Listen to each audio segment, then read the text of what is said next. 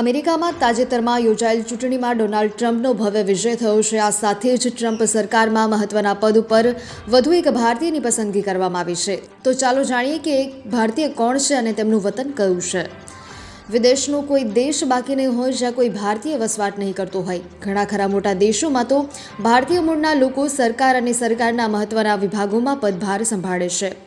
તાજેતરમાં અમેરિકામાં રાષ્ટ્રપતિ માટે ચૂંટણી યોજાઈ હતી, જેમાં ટ્રમ્પ સરકાર પુનઃ ચૂંટાઈ આવી છે। ડોનાલ્ડ ટ્રમ્પ ચૂંટાઈ આવ્યા બાદ સરકારના મહત્વના ખાતામાં ભારતીય મૂળના અમેરિકામાં વસવાટ કરતા અને વિવિધ ક્ષેત્રોમાં કાબેલિયત ધરાવતા લોકોને સ્થાન આપવામાં આવ્યું છે।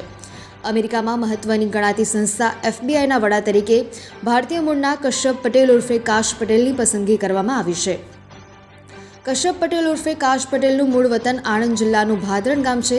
આ ગામ જિલ્લામાં મિની પેરિસ તરીકે જાણીતું છે અને આ ગામમાં આજે પણ આઝાદીની ચળવળ દરમિયાનમાં ભીતસૂત્રો હયાત છે।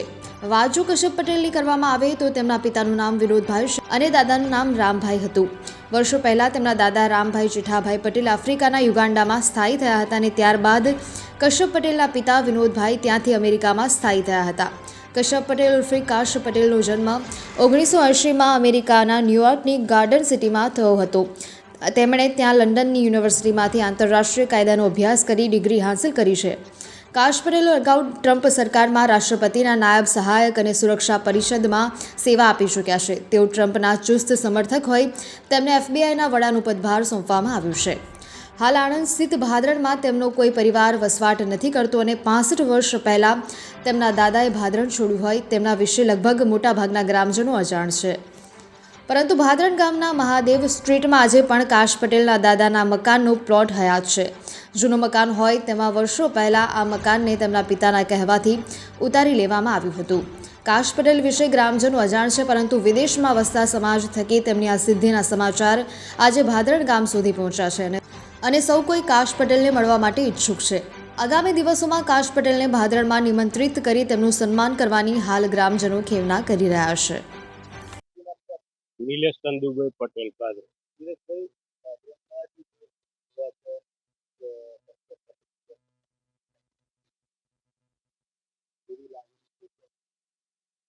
પહેલું તો અમારા 3 પેઢી જૂના એવા ભાદરણના રહેવાસી કશ્યપ પટેલ છે, કાશ પટેલ ઉર્ફે વિનોદભાઈ પટેલ એ ભાદરના જ રહેવાસી છે, પણ 3 પેઢીથી અમેરિકા છે। હાલ એમને ટ્રમ્પ સરકારમાં FBIના ડાયરેક્ટર બનાવવામાં આવવાના છે, તો એ બદલ અમે ગામવાસીઓ અને હું પણ ખૂબ ગર્વની લાગણી અનુભવ કરું।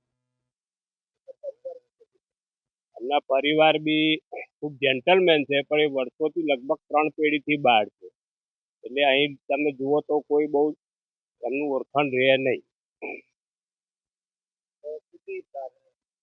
લાગણી એટલે ખૂબ છે। અમારા ગુજરાત સરકારમાં એ બી મોદી સરકાર જોડે અત્યારે ટ્રમ્પ સરકારને બી સારા એવા રિલેશન છે, તો બંને ભેગા થઈને ગામ માટે અને દેશ માટે અને બેવ દેશ માટે સારું કરે એવી અમારી ગામ તરફથી ઈચ્છા છે। નરેન્દ્ર પટેલ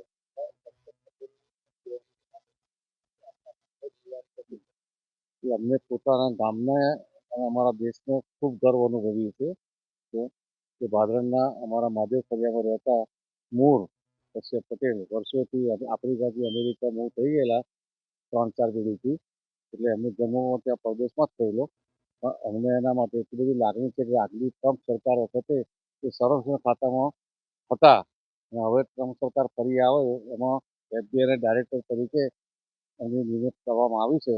એ બદલ અમને ભાદરણ ગામને અને અમારા દેશને માટે ગર્વ અનુભવ્યું છે।